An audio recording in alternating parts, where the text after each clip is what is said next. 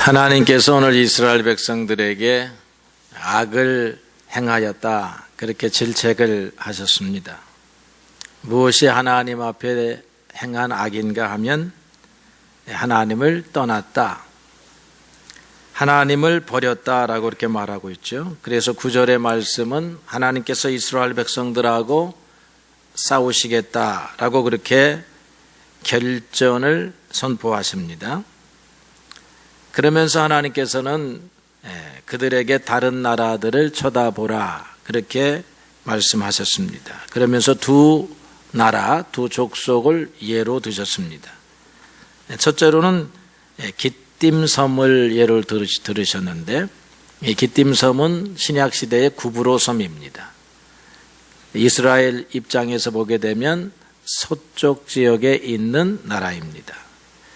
게다는 아랍 족속을 대표하는 족속입니다. 그래서 동남쪽에 자리를 잡고 있습니다. 그러니까 이스라엘 주변을 살펴보면 여러 이방 족속들이 있는데, 그 이방 족속들은 나름대로 그들의 신을 섬기고 있었는데 그들의 신을 바꾼 일이 없었더라.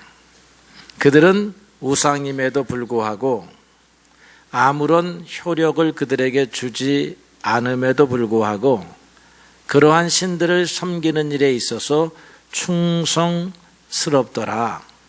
그런데 어찌하여 나의 백성은 하나님을 버리느냐, 이렇게 책망하고 있는 거죠. 오늘 이 말씀은 이스라엘 백성들에게도 하신 말씀이지만 오늘 우리에게도 하시는 말씀이라 그렇게 믿습니다. 이스라엘 백성들에게 하신 말씀은 오늘 안 믿는 불신자들에게 하는 말이 아니고 하나님을 믿고 있는 우리들에게 하는 말씀인 것입니다.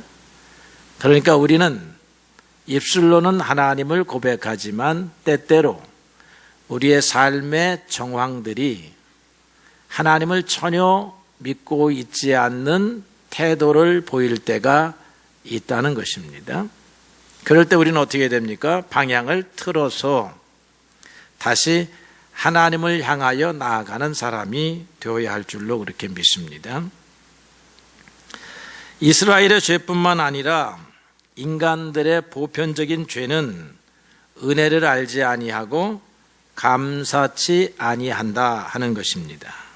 이스라엘 백성들은 하나님의 은혜를 받았을 때에는 기뻐했는데 그 기간이 잠깐 동안만 기뻐하고, 어려움을 만나면 하나님을 향하여 원망의 소리를 발하였는데 그것은 긴 시간, 끝도 없는 시간이었다라고 하는 것이요. 그러니까 감사가 짧고 원망은 길다, 이렇게 볼 수 있는 것입니다. 오늘 우리도 그렇습니다. 여러분들의 삶에서 감사의 시간이 더 많아야 되는 줄로 그렇게 믿습니다. 물론 여러분들을 화나게 하고 원망하게 하고 불신하게 할 만한 사건들이 많이 일어나지만 그것을 어떻게 해요? 바꾸어서 신령한 사람은 이런 상황을 하나님의 눈으로 볼 수가 있어야 한다. 그래서 우리는 어떠한 경우에도 감사를 유지하는 사람이 되어야 할 것입니다. 예수님 앞에 10명의 문둥병자가 나와서 치료를 받게 됐지요. 그런데 감사하러 온 사람은 오직 한 명이었다라고 그렇게 말해주고 있는데, 이것은 오늘 우리 인생들의 모습이 감사가 어렵다 하는 것을 증언해주고 있는 귀절이다라고 할 것입니다. 누가복음 17장 18절에 기록된 것을 보면 이 돌아온 한 사람은 자기가 낳은 것을 보고 큰 소리로 하나님께 영광을 돌리며 돌아와 예수의 발 아래 엎드려 감사하니 그는 사마리아 사람이라, 이렇게 기록을 했습니다. 그러니까 하나님 앞에 영광을 돌린다라고 하는 것은 그분이 우리에게 행하신 일에 대하여 감사하는 일이다 라고 하는 것입니다. 우리는 하나님 앞에 영광 돌리기를 원합니다. 우리는 하나님 앞에 찬양으로 영광 돌리고 이렇게 예배에 참석함으로 하나님 앞에 영광을 돌립니다. 그러나 진정한 영광은 하나님이 하신 일에 대하여 감사하는 마음이 우리의 속에서 터져 나올 때 그것이 진정으로 하나님 앞에 영광을 돌리는 일이라 그렇게 말할 것입니다. 그렇지만 이 돌아온 한 명이 증언하고 있는 바와 같이 우리 인생들은 본성상 감사치 않고 살더라. 사도 바울은 그래서 로마서 1장 21절 이하에서 하나님을 알되 하나님을 영화롭게도 아니하며 감사치도 아니한다라고 전 인류를 향하여 이렇게 살아가고 있다라고 일가를 했습니다. 그래서 은혜 받은 사람들의 특징은 하나님에 대한 감사입니다. 하나님에 대하여 감사하면 우리 이웃들을 보는 눈들이 달라지는 줄로 압니다. 그래서 사도 바울은 골로새서 2장 7절에서 믿음에 굳게 서서 감사함을 넘치게 하라 그렇게 말해주고 있습니다. 믿음에 굳게 선다라고 하는 것은 사도 바울이 올 때에 감사하는 사람으로 바뀌는 것입니다. 감사하는 사람으로 바뀌면 믿음에 굳게 섰다라고 인정할 수 있다는 것입니다. 우리는 다 믿음이 좋은 사람들입니다. 특별히 오늘 이 더운 날씨에도 불구하고 주의를 지킨다라고 하는 것은 믿음 좋은 것의 보증입니다. 그런데 오늘 성경은 믿음이 좋다라고 하는 것은 감사함이 넘치는 삶이라 그렇게 가르쳐주고 있습니다. 여러분의 삶이 감사로 바뀌게 되면 여러분들도 내 믿음이 점점 좋아지는구나 하는 것을 느끼고 깨닫게 되시리라 그렇게 믿습니다. 그런데 이스라엘 백성들은 순간순간 하나님의 인도를 받았지만 감사치 아니했습니다. 이 감사치 아니하니까 그 자리에 무엇이 들어와요? 원망이 불신이 들어왔습니다. 오늘 제가 생명의 묵상에서 소개를 했는데요. 브라이언 트레이시라고 하는 사람이 있습니다. 이 사람이 성취의 심리학에서 이런 말을 했어요. 우리의 의식은 한 번에 한 가지 생각만 담아둘 수 있다. 그러니까 우리의 뇌는 반대되는 두 가지 감정을 동시에 가질 수 없다. 곧 우리의 머릿속에는 한 가지 의자, 하나의 의자만 있어서 그 의자에 절망이 먼저 앉아버리면 희망을 앉힐 수가 없다는 것이죠. 내 마음의 의자에 감사가 먼저 자리를 잡으면 원망이 자리 잡을 수 없다는 것입니다. 의자는 하나, 동시에 반대되는 것을 함께 앉힐 수 없어. 그래서 여러분들은 희망, 그것을 앉혀야 돼. 여러분 머릿속에, 마음속에 감사, 이걸 여러분의 마음의 중심의 의자에 앉혀야 되는 것입니다.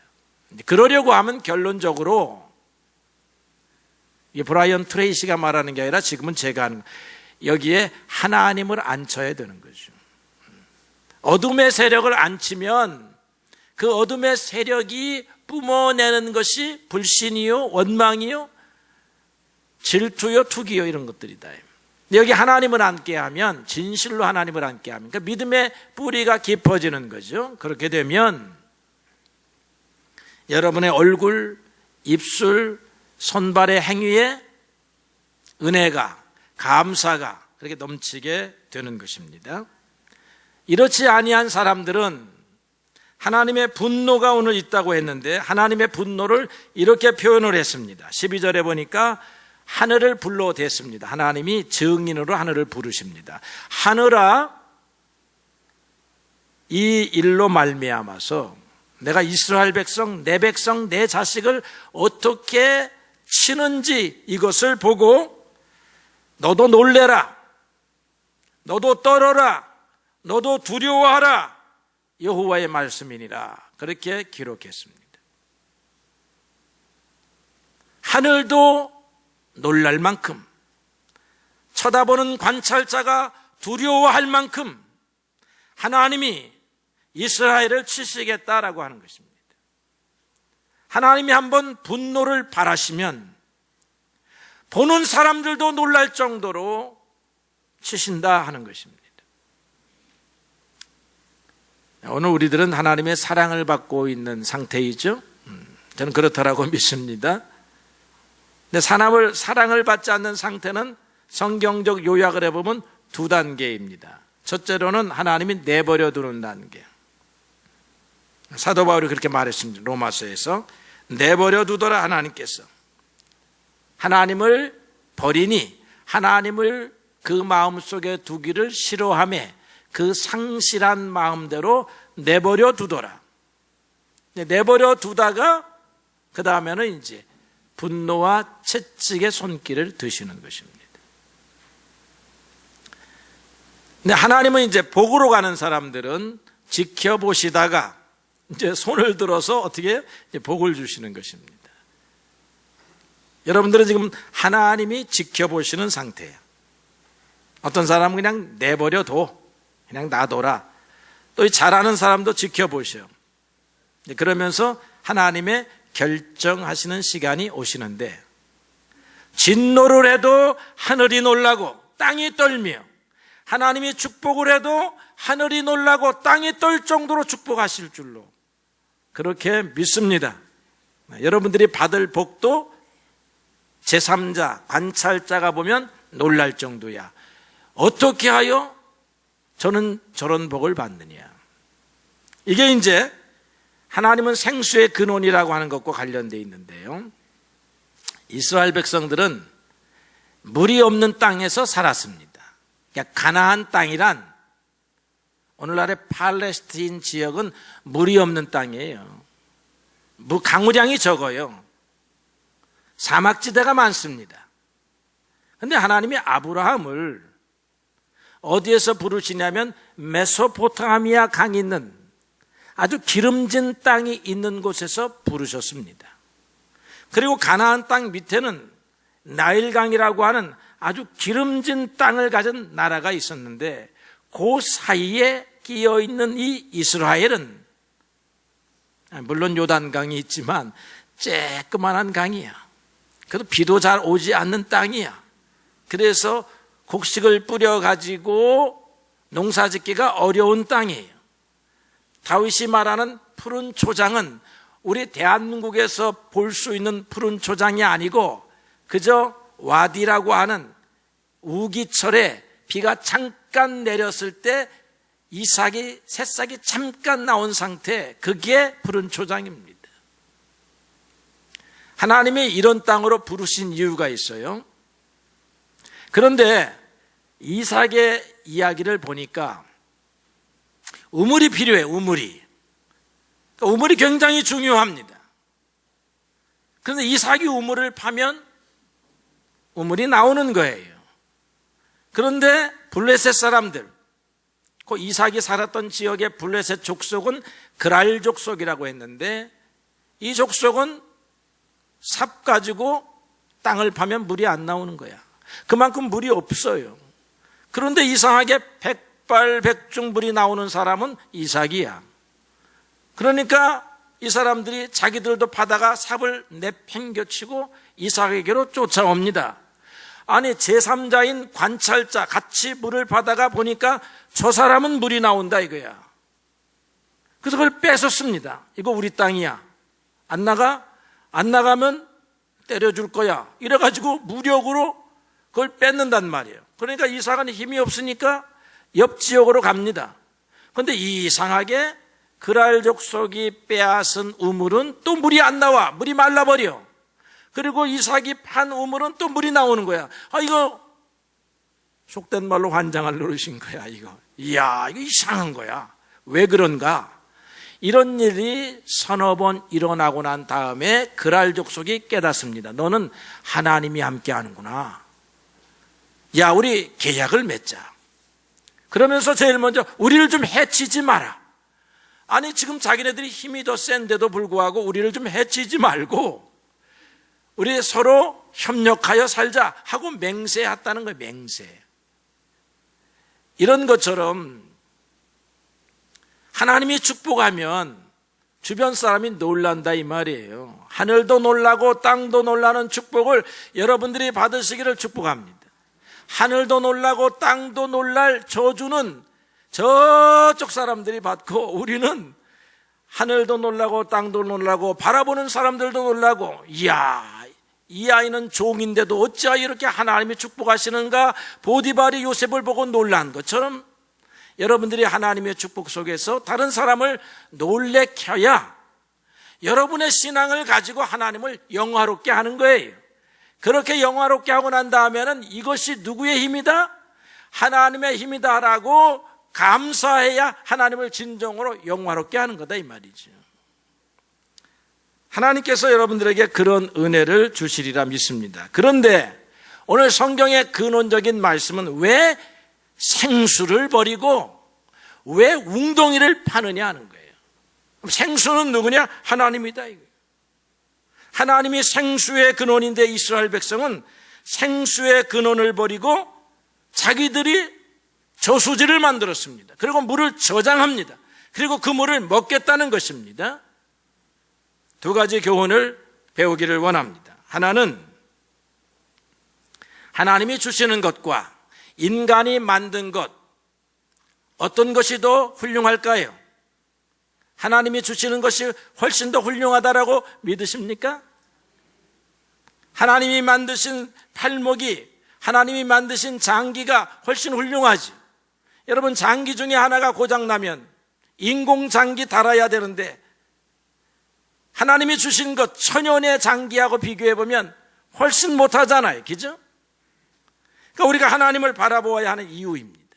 하나님이 주시는 생수는 마치 산속을 굽이굽이 돌고 돌아서 내려오는 청량한 물과 같다는 것입니다. 깨끗합니다. 그리고 끊어지지 아니하는 무한대의 양입니다. 그러나 인간이 만든 웅덩이에 저장한 물은, 여러분들이 왜 수돗물 안 먹어요? 수돗물 못 믿잖아. 수돗물 인간이 웅덩이에 딱 가두어 놓고 그 다음에 열심히 소독약 뿌려서 깨끗하고 안심하고, 그래서 서울시장도 나와서 시음하고, 그럼 왜 안 먹은데? 다 정수기 갖고 산다 이 말이에요. 못 믿어, 사람이 만든 게. 그러나 오늘 개화산 가니까 누가 정수기 설치하지 않았는데 산속을 돌고 돌고 돌아가지고 나왔는데 그거 열심히 찾아가서 잡수는 분들이 많더라고요. 누가 산을 돌고 돌아서 정수된 깨끗하고 향긋한 물을 버리고 저수지에 갇혀서 오래되고 불순물이 포함되고 흙이 가라앉은 그런 물을 좋아하겠습니까? 당연한 것입니다. 그런데 하나님은 우리에게 그와 같은 생수가 되시는 분이라고 하는 것입니다. 그런데 이스라엘 백성들은 저수지 하나 만들어 놓고 하나님을 버렸다는 거예요.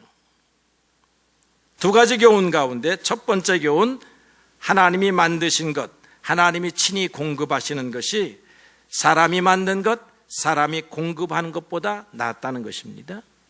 자, 좀 지평을 확대한다면 인간이 행복을 위해서 종교를 만들었습니다. 인간이 만든 종교, 하나님을 섬기는 것과 비교할 수 없이 낮은 것입니다. 인간이 철학을 만들었습니다. 그래서 지혜를 축적했습니다. 그 인간이 만든 철학적 지혜, 여러분 눈길을 두고 참조는 해야 되지만 하나님의 지혜도 사도 바울이 말하기를 낮은 지혜부터 높은 지혜까지, 그러니까 인간도 낮은 지혜부터 높은 지혜까지, 그러나 하나님의 가장 낮은 지혜, 미련한 지혜가 인간의 가장 높은 지혜보다 낫다는 것입니다. 또 인간은 행복을 위해서 문화예술, 과학 만들어냅니다. 그 과학을 통하여 오늘 21세기 최첨단 문화생활을 우리가 누리고 있습니다.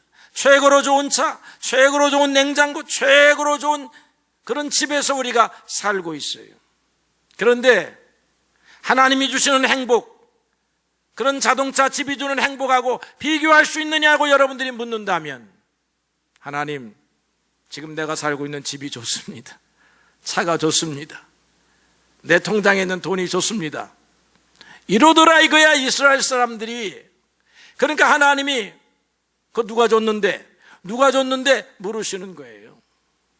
이스라엘 백성들이요, 물웅덩이를 판 것인데, 물웅덩이를 판 것이 잘못된 것이냐? 절대로 잘못된 것이 아닙니다. 이스라엘은 물이 없어서 하나님이 그렇게 만드셔서 물을, 웅덩이를 파가지고 저장을 해야 합니다. 그러니까 팠습니다. 저장했습니다. 저장된 수많은 물을 보니까 안심이 됐습니다. 그래서 하나님을 잊어버리는 거예요.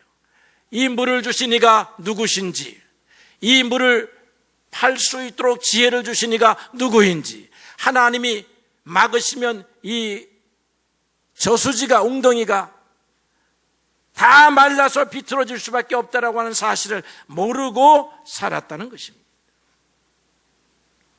인간이 최첨단 과학 문명을 누리고 있는데 이게 누가 주신 것인지, 이게 어디서 온 건지 인간이 모른다는 것입니다.